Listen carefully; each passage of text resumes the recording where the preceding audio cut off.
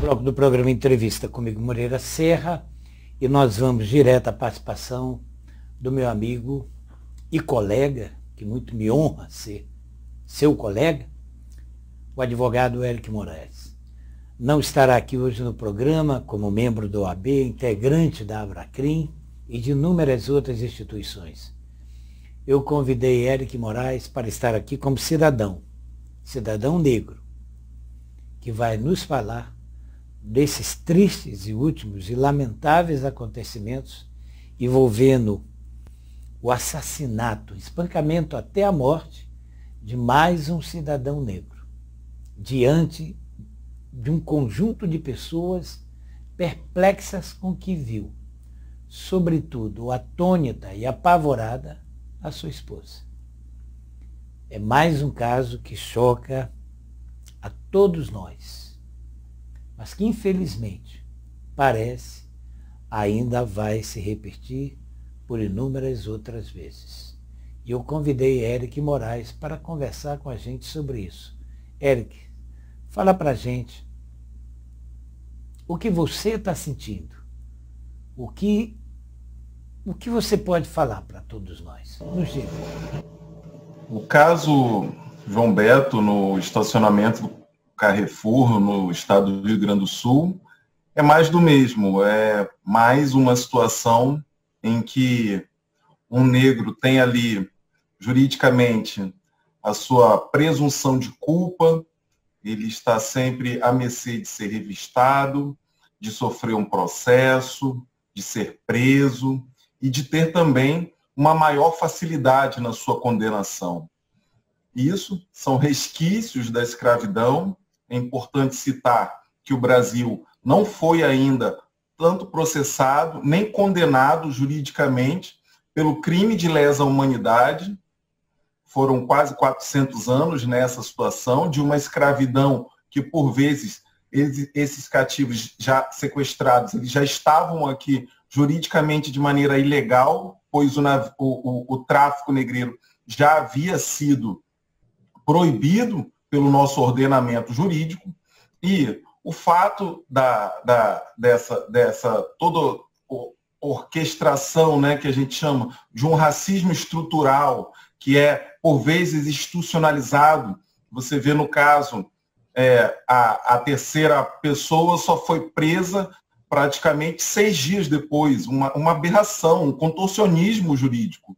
As 2 pessoas foram presas imediatamente, mas existia ali um flagrante de uma pessoa que tinha o poder de decisão, pois ela era a chefe da segurança, e nem assim essa situação, mesmo sendo filmada e divulgada em diversos veículos de comunicação, inclusive também com um relato da delegada responsável pelo caso, informando que não percebe o racismo naquela situação. É tudo isso que tem que ser combatido. A gente precisa furar essa espessura, quebrar por vezes esse racismo estrutural que compõe todos os estados brasileiros em razão de todo um detrimento de diversos direitos que estão promulgados, mas são relegados à população preta. Perguntei para o Eric também por que os movimentos no país, e sobretudo também os últimos acontecidos ocorridos nos Estados Unidos, também em virtude de um massacre a tiros pela polícia norte-americana, de um cidadão negro, e os movimentos? Qual o resultado? Por que não estamos alcançando os resultados que a gente tanto espera e precisa? O aparecimento do movimento Black Lives Matter, né, que tornou globalizado essa luta antirracista, demonstra que tanto lá fora quanto na situação brasileira, existe uma condição muito difícil a ser superada, né? A gente vê diversas mobilizações, todo mundo gosta do negro, né? Gosta da sua cultura, gosta da sua música, gosta da sua arte, comemora o gol do time de futebol, né? Canta com muita empolgação a música, mas ninguém gosta do negro em si. A estética do negro, ela não é bem vista na televisão, ela é a gente tem uma população educada para ter medo do negro, né? Isso se reflete até entre nós, com que nós próprios tenhamos medo dos nossos próprios co-irmãos, porque é uma visão que é institucionalizada por todos os setores, né? O racismo recreativo, o racismo ambiental, tudo isso faz parte da sociedade num todo e que precisa superar esse momento através da reparação histórica. Nós temos diversos heróis, nós temos diversas heroínas, nós temos Catarina Mina, nós temos Adelina Charuteira, como heróis nós temos Negro Cosme, são umas centenas de heróis que as nossas crianças não são educadas para reconhecê-los, nós temos locais sagrados, nós temos diversos terreiros que precisam ser preservados, nós temos os nossos quilombos, que estão há mais de 400 anos para serem certificados. Então, nós temos aí uma infinidade de direitos que são violados. Ou seja, Moreira, o governo federal brasileiro tem um passivo enorme com a população negra. A gente viu agora, recente, uma liminar do STF pedindo a equidade racial na distribuição do orçamento público, da verba pública, do financiamento partidário. Existe e tem que ser imediato, porque a dívida é enorme. Se essa dívida for promulgada para as próximas eleições, vai ser maior esse quantitativo. E esse passivo não para de aumentar, porque é o próprio Estado brasileiro que quer fazer remoção compulsória de quilombolas, ferindo até próprio o direito internacional, pois o Brasil assinou a OIT. Então, é preciso que toda a formação de uma população antirracista, e isso a gente inclui todo cidadão brasileiro, ou seja, reconhecer seus privilégios, enxergar de uma maneira ideal a situação do negro, para que a gente possa implementar diversas políticas públicas de reparação e de igualdade racial para toda uma população. O Eric pedi que me falasse do papel da OAB, sobretudo do Conselho Federal, o que tem feito, o que esperar. Moreira, é nítido, notório, a falta de negros no Conselho Federal da OAB. Salvo engano, não chegamos a 1% dentro dessa representação. Isso é mais um sintoma, né? É uma ponta de um iceberg de todo aquele racismo estrutural que a gente já apresentou. Isso tem que ser feito de maneira imediata, já foi apresentado perante o Conselho Federal, já foi aprovado que tem que haver aí uma igualdade, né? Ou seja, vai ser implementado ações afirmativas no OAB com uma cota reservada, né? As mulheres também estão fazendo isso em relação ao gênero, né? Também estão lutando pela sua cota. Não existe uma outra maneira a não ser a OAB promulgar isso. A OAB é uma instituição antirracista, é ela que implementou a Comissão da Verdade da Escravidão Negra no Brasil, que é a única instituição que trata da reparação histórica. Ela não trata lá só da igualdade racial e aquela luta contra o racismo do dia a dia, ela luta pela reparação histórica, por toda uma implementação de políticas públicas com uma agenda, a implementação da Lei 10.639, para que crianças sejam educadas e professores sejam ensinados para que a gente combata o racismo da maneira mais eficiente. Racismo se combate com educação. Depois da OAB, do papel que ela tem, do que espera dela e do que ela está fazendo, perguntei para ele sobre o Maranhão. Como estamos? Em que evoluímos? E o que podemos esperar daqui para frente? O Maranhão, ele tem tudo para caminhar de ser um exemplo de um Estado antirracista. Tivemos agora, no Dia da Consciência Negra, 20 de novembro, o governador Flávio Dino implementando o Estatuto de Igualdade Racial, lógico que com muito atraso, mas já é uma vitória do movimento negro. Nós temos aqui no Maranhão e sonhamos com a possível implementação de secretarias de municípios que combatam a igualdade racial e a reparação histórica. É importante pautar que esse Estado é formado por mais de 70% da população preta, e o que falta justamente é você abrir esses espaços. Não existe representatividade para o preto na política, na educação, nos setores aonde precisamos ganhar protagonismo. Ainda existe uma barreira. Para você ter uma ideia, um advogado preto, para fazer parte dos grandes escritórios brasileiros, ele vai ter que entrar na taxa de 2%. É sempre muito difícil para essa população ocupar os espaços que estão ali promulgados na Constituição, com todos os seus direitos valorados. E no Maranhão, nós temos uma infinidade, porque aqui tem diversos ancestrais que deixaram diversas heranças. Nós já temos política pública de saúde negra pronta, nós temos uma infinidade de trabalhos que precisam disso, Moreira, serem implementados.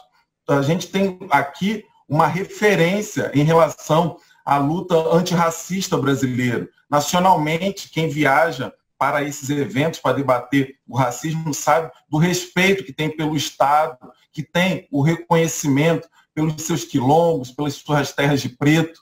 Quem leu Tambores de São Luís de Josué Monteiro sabe o quanto é preto esse Estado e o quanto você precisa fazer com que toda essa população não esteja ali naqueles piores índices, que estejam nos lugares que não têm acesso à educação, à saúde pública, ao afastamento, à comunicação, ou estejam lotando os presídios. A gente precisa quebrar esse genocídio negro, tirar essa engenhoca, essa máquina que foi feita, que não permite que até mesmo na nossa academia jurídica, quando a gente vai escrever, pautar uma ação de racismo ou uma ação de injúria racial, a gente não tem autores negros. A gente não tem essa academia preta para que a gente possa pautar os nossos direitos. Eu tenho ao Eric também a respeito do Poder Judiciário. O nosso sobretudo, o nosso Judiciário maranhense, tão embranquecido, como diz o próprio Eric. O que a gente pode esperar, Eric? Quando a gente trata de direito de população negra em judiciário, meu amigo Moreira, é preciso a gente pautar que a gente entende que existe uma diferença entre o direito formal, aquilo que está lá escrito, né, para que todos possam nos entender, e o direito material, que é aquilo que a gente consegue colocar em voga. Não conseguimos justamente pela falta de representatividade negra em todo o ordenamento jurídico. Ou seja, quando você é vítima de racismo, você entra em uma escalada em que você vai sendo mais vítima de racismo ainda. Você entra na delegacia, você é vítima de racismo, o policial vai perguntar para você se realmente aquilo foi um caso de racismo, e depois vai vir um promotor que muito provavelmente poderia defender você e vai perguntar também se será que aquilo não foi uma brincadeira, né? Será que você não entendeu errado? E também, logo em seguida, vai vir a sentença, né? É preciso explicar que aqui no Maranhão, uma das modalidades que mais perpetua o racismo dentro da nossa sociedade é o racismo recreativo, e quando isso é levado ao judiciário, na sentença você vai ter lá o magistrado pautando que aquilo realmente foi uma brincadeira. A gente sabe que é preciso todo um trabalho, seja através da política de cotas nesses concursos, para que a gente possa realmente enfrentar essas barreiras do dia a dia, porque quem é da pele preta sabe que tem que estudar 2 vezes mais para poder ter uma oportunidade de emprego na hora de ser escolhido num cargo comissionado. A gente percebe o tanto quanto na justiça é um setor embranquecido. Quando eu vou lá com o meu terno preto, por vezes as pessoas não pensam que eu sou advogado. Elas pensam que eu sou segurança. Eu tenho que evitar andar com terno dessa cor para que eu não seja confundido ou que eu seja vítima de alguma violência, porque existe também, Moreira, o que a gente chama diversas de prerrogativas racistas, e que quando a gente fala de racismo, a gente precisa entender que nem tudo está ali dentro da lei. Eu sofro assim como todos os advogados e as advogadas e todos os operadores negros do direito, sabe o quanto a gente sofre essas violações de prerrogativas racistas, mas, por vezes, a gente não pode nem militar pelos nossos direitos, pois estamos ali defendendo um cliente, defendendo uma grande empresa e precisamos manter nossa concentração no nosso trabalho. Mas tudo isso traz com que o fardo do dia a dia seja muito pesado, com que esses resquícios, né, essas máculas da escravidão sejam sentidas no dia a dia bem firmemente pela população preta. Perguntei a ele o que esperar de 2020. Moreira, o ano de 2020 acendeu essa chama de esperança em todo o movimento negro, não só no Brasil. Acho que o movimento Black Lives Matter, as coisas que vêm dos Estados Unidos, né, a gente tem mania de imitar, às vezes é bom, como nesse caso. E entendo que é o ano antirracista, né? Chamamos 2020 da Primavera Negra. É uma pena que isso tenha acontecido em plena pandemia, em plena crise humanitária, mas é justamente durante esse período que a população negra é morta, é assassinada, é estuprada. Os dados estão aí do número da violência, como ela aumenta em todos os níveis para a população preta. Nós somos as maiores vítimas do Covid. Então, é muito importante pautar que existiram imensas vitórias no ano de 2020. Aqui no Maranhão, a promulgação do Estatuto de Igualdade Racial, a Comissão da Verdade, em parceria com a OAB, em parceria com a Defensoria Pública do Estado, em parceria com a Defensoria Pública da União, lançaram uma coisa pioneira no Brasil, que é o Observatório de Cotas Raciais, um site para que as pessoas possam denunciar o crime de afroconveniência. A afroconveniência é aquele crime cometido mediante fraude, quando a pessoa tenta se passar por negro por um único momento, e daí ela faz um bronzeamento artificial em excesso, ela faz um lábio artificial para ficar mais grosso, aumenta a maquiagem para ficar o nariz, tudo isso para quebrar um direito que é uma reparação histórica daquelas pessoas negras que eram proibidas de adentrar as instituições, principalmente as instituições de educação. Então, agora, todo cidadão maranhense basta ir no site da OAB, da DPE ou na DPU, que vai lá clicar no banner do Observatório de Cotas Raciais e vai ter ali um sistema de primeiro mundo, onde ele vai poder denunciar, levar a notícia, né? Levar suas informações, colocar vídeo, colocar áudio, acompanhar, complementar e saber todo o tratamento que aconteceu. E também o trabalho da comissão vai muito além, né? Que é essa eterna luta pela reparação histórica. Nós temos, Moreira, diversas heroínas negras para serem tiradas da sua invisibilidade. Nós temos diversos heróis negros. Nós precisamos lutar pela estátua de Negro Cosme aqui no Maranhão. É o Zumbi maranhense, é o nosso grande líder e que faz parte dessa luta, desse eixo, que é a reparação histórica e a luta pela igualdade racial, para que a gente possa mudar, trazer uma nova perspectiva. Não é possível que a gente fique há quase 500 anos repetindo aquilo que disse a delegada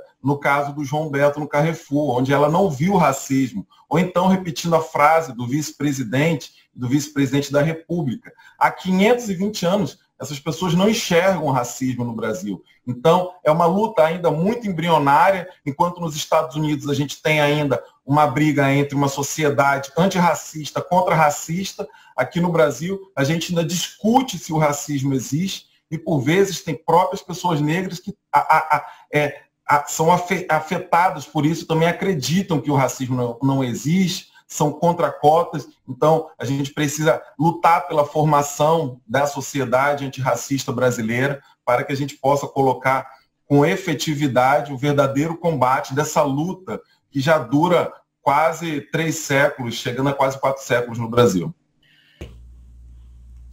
E depois de tudo isso, me dirigi ao colega Eric Moraes, ao amigo Eric Moraes, para as suas considerações finais. Dizendo a você, Eric, o quanto me honra ser seu colega, ser seu amigo e tê-lo aqui em nosso programa.